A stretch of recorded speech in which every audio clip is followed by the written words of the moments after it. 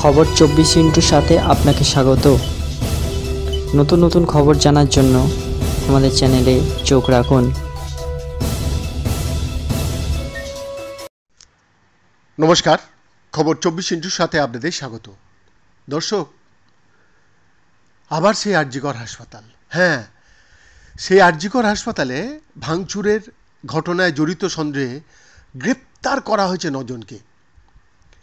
বৃহস্পতিবার লালবাজারের একটি সূত্র মারফত এমনই জানা গিয়েছে, তবে সরকারিভাবে এ বিষয়ে কিছু জানায়নি কলকাতা পুলিশ।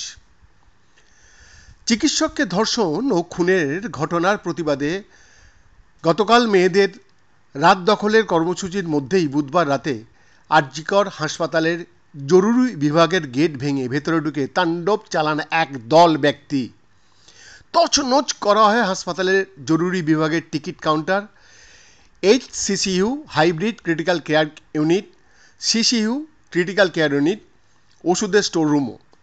হামলা চালানো হয় হাসপাতালের বাইরের চত্বরেও ভাঙচুর করা হয় আরজিকরের পুলিশ ফাঁড়ি। এমনকি চিকিৎসককে ধর্ষণ ও খুনে দোষীদের শাস্তির দাবিতে আন্দোলনকারী পড়ুয়াদের মঞ্চ পর্যন্ত ভাঙচুর করা হয়েছে।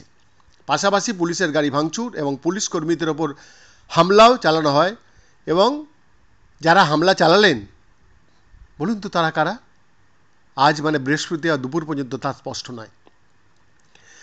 বুধবার মধ্যরাত্রে আরজিকর হাসপাতালে হামলার ঘটনায় অভিযুক্ত কয়েকজনের ছবি প্রকাশ করে বৃহস্পতিবার সকালে সন্ধান চাই বিজ্ঞপ্তি দেয় কলকাতা পুলিশ।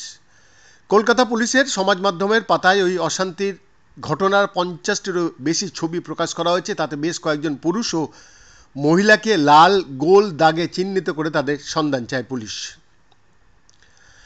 সমাজ মাধ্যমে ওই পোস্টে লেখা হয়, সন্ধান চাই নিচের ছবিতে যাদের চেহারা চিহ্নিত করা হয়েছে তাদের সন্ধান জানা থাকলে অনুরোধ জানান আমাদের, সরাসরি বা আপনার সংশ্লিষ্ট থানার মাধ্যমে।